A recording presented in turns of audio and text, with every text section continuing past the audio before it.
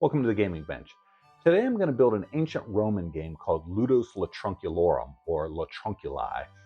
If you want to learn more about the rules, history, and strategy of this game before we get started, I have another video that goes into all of that, linked in the description. So when I started thinking about building this game, I got in my head that I wanted to make it out of marble. It's an ancient Roman game after all, and that seemed to fit the vibe. Even though a lot of the existing boards that we have aren't made out of marble, they're made out of wood, or they're carved into stone at some public place, like a doorstep. But anyways, wanted to make it out of marble, and I went down this whole road of trying to figure out how to do that, buy a small slab of marble, rent a tile saw, cut grooves into it, and I wanted the pieces to be made out of marble too, so I looked at diamond-tipped plug cutter so I could cut into the marble. Anyways, I was ready to make it happen, and I went to Home Depot to look at the stock they had. You know, it's a big box store, so they don't have a lot of marble slabs, but I was delighted to find this. So this isn't marble, it's ceramic tile, but it has the look and feel that I'm going for. And it's already, 1-inch tiles attached to this backing so that it's spaced out correctly, and it's going to make my life a whole lot easier. Actually, I thought this would be one of my hardest builds with marble and saws and whatnot, and that's going to turn out, I think it's going to be one of my easiest. Knock wood. So while I was there, I was trying to figure out how I could make the pieces, and then I found this. This is just also ceramic tile, but it's what's called penny tiles for obvious reasons. And I was like, fantastic, these are just about the perfect size to fit on these. So, it's just, you just peel them off the backer, like no work necessary. And then I started to go down this road of, well, how do I differentiate the pieces? Can I stain ceramic tile? Spoiler alert, no, you cannot. And I'm embarrassed to admit that it was only then that I remembered that my wife and I chose penny tile for the backsplash in our kitchen. And we had a hard time deciding on what color to use, so we had ordered a bunch of samples. So I had a bunch of colored penny tile already just sitting in my basement. This is gonna make my life a whole lot easier. There's still gonna be a little bit of work to do on these, but I don't have to cut plugs out of a marble slab. All right, so let's get to it. My plan is to mount this to some sort of backer, put it within a frame, and then grout the pieces. I just bought some ready mixed grout. It was kind of expensive for what you get. It would have been much cheaper to get a 25-pound bag of grout you mix yourself, but I don't need that much grout. So first step is, let's build the frame for this.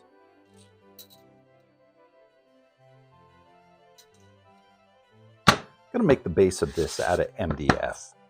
So my plan is I'll just mount tile to the MDF, and then I had some leftover southern yellow pine just sitting around, so I figured that would be as good as any to build a frame with it.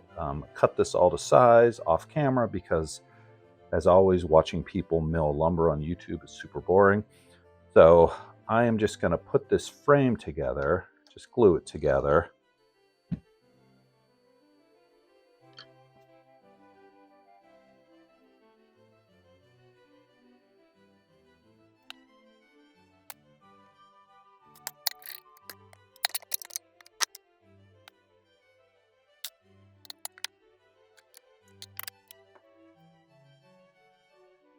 All right, with that all glued together, I'll just let it dry. I just butt jointed all of these pieces. I'm not worried about the joinery because I'm just going to paint this.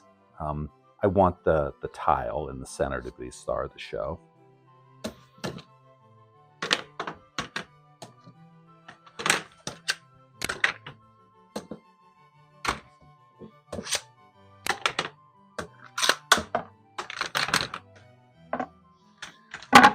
All right, let this glue dry overnight. I am gonna now chamfer the edges on my router table. give this a light sanding, and then a couple coats of paint.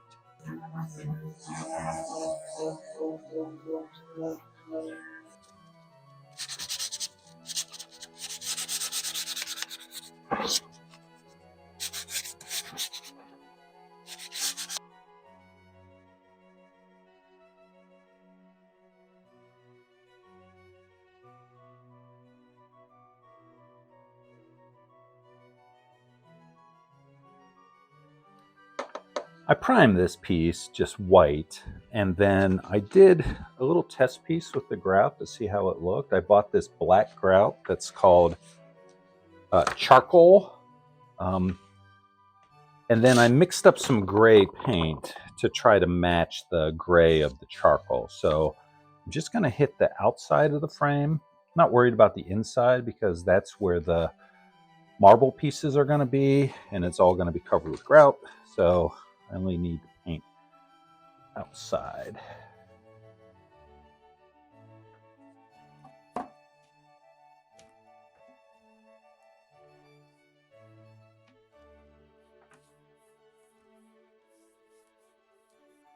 Put 2 coats of black on this and also 2 coats of polyurethane just to protect the wood a little bit. Now I need to put the tile into the frame, and I have some leftover construction adhesive I'm going to use to make that happen. And I know this isn't what you're supposed to use when laying tile, but this is what I have handy. I think it'll work just fine. We'll find out.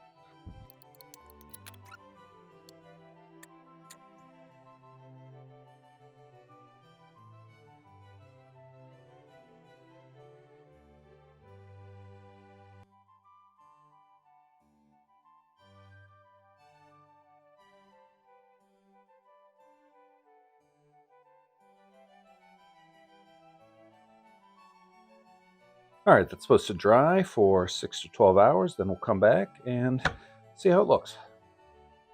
So I was wrong about drying time. I looked at the construction adhesive, and it's supposed to dry for 24 to 48 hours. So after 24 hours, this looked pretty dry, but I got busy, so it's been 48 hours since I put down this adhesive. So nice and dry. So now I'm going to use this charcoal colored grout to fill in the gaps. And I didn't buy a real grout float. I just have this little caulking tool that should work just fine.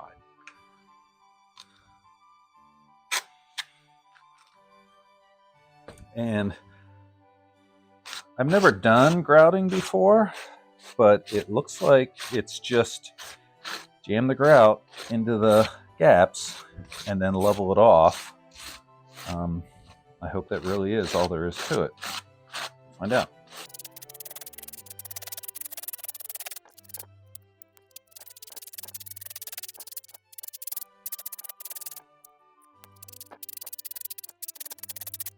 That seems pretty well covered. Tried to jam the grout into the gaps as well as I can. Now it's just a matter of scraping it off, I guess.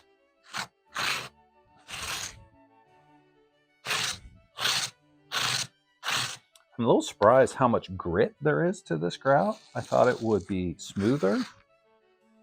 But again, I know nothing about grouting tile.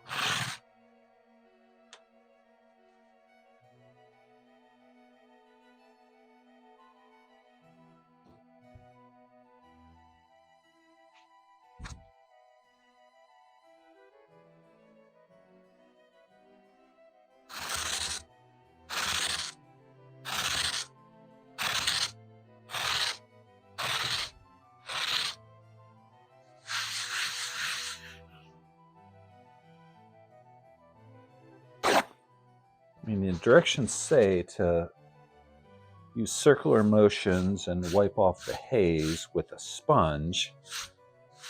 Come to find out that there's not a single sponge in this house. I don't know why. I have bought sponges in the past. And I thought paper towels dipped in water would work just as well. Maybe not. All right, as always, I'm going to trust the process and hope that this doesn't end up looking like a dumpster fire when I'm done.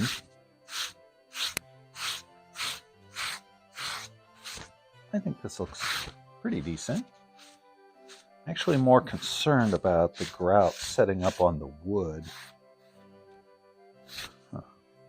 And man, I scraped through some of the paint and the polyurethane. Surprising. Touch that up. Just going to let this thing dry. I'm checking to see if there's any really noticeable gaps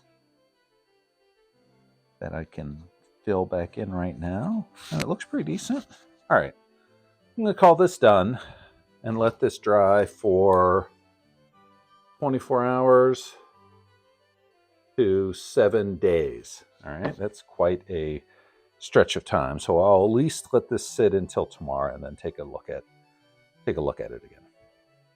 This is dried for 48 hours, and I bought a sponge so I could wipe off the resulting haze. Before I do that, though, I kind of like how the grit from the grout has distressed the wood around this. So I'm going to hit it with just a little bit of sandpaper and bring out a little more of that distressed look.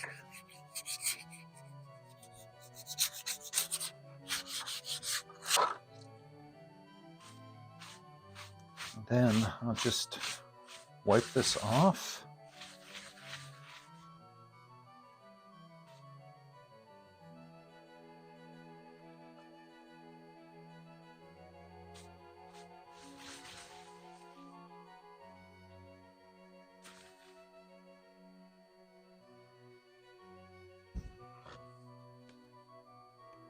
I think that'll do it.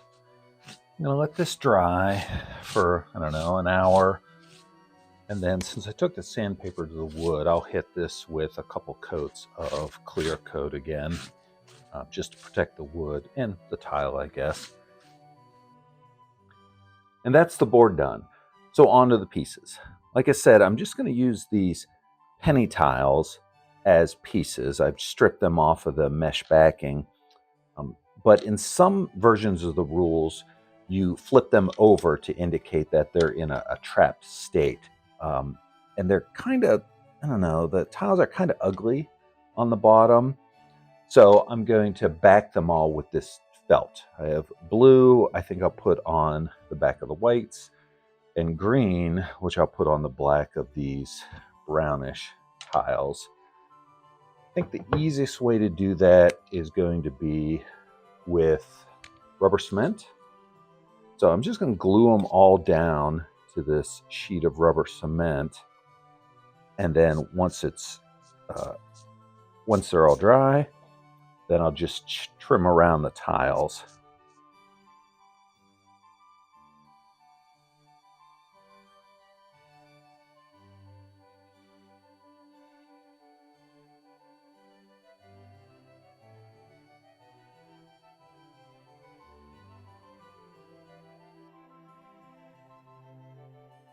Got all the pieces glued down. Now it's just a matter of cutting them out.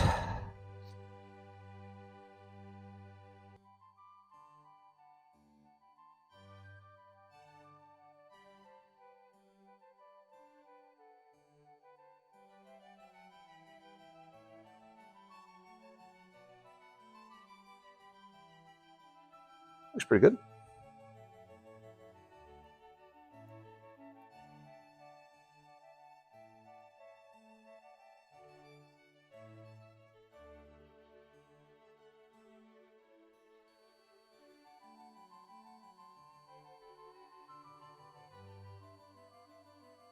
And that's all the pieces done.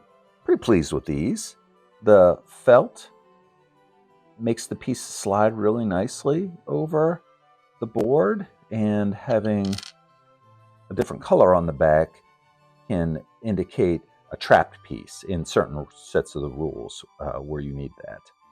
Right, the last thing that I need to do is these two pieces are meant to be special pieces, the Duke's pieces.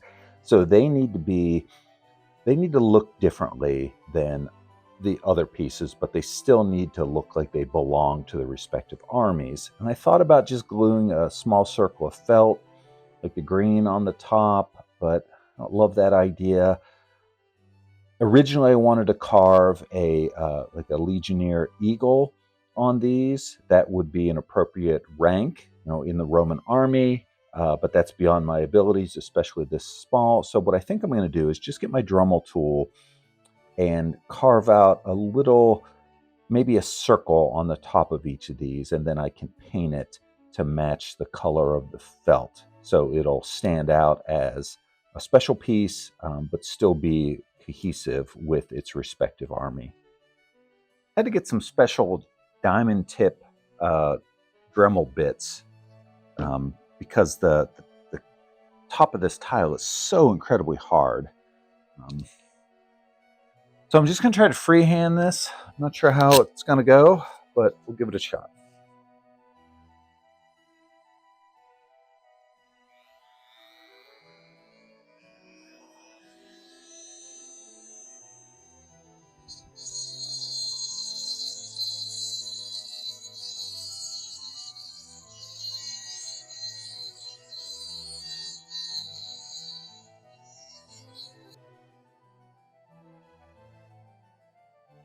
Not bad. Far from perfect, but not bad. All right. After carving these circles, I decided I didn't like them. So I redid it and carved an X in both of these Duke's pieces. I've seen other ancient games that use an X to indicate either a special piece or a special space. So it seems to work. Rubbed a little acrylic paint into the carved in part of the white so it stands out a little bit better. And I think with that, that's the game done. It's funny, I really expected this to be one of my harder builds, but once I found these tiles, it came together pretty quickly and ended up being one of the easiest things I've ever built. So that is Ludos Latrunculorum. Again, if you want to learn more about the history and the rules of the game, especially the various rule sets that scholars have developed over the years, I have another video that goes into that, linked in the description below. And if this is the kind of stuff that you enjoy watching, I put out 2 new videos, the second and fourth Thursday of every month, one on the rules, history, and strategy of an ancient game, and one showing you how I build the board myself. As always, thanks for watching, and I'll see you next time on The Gaming Bay.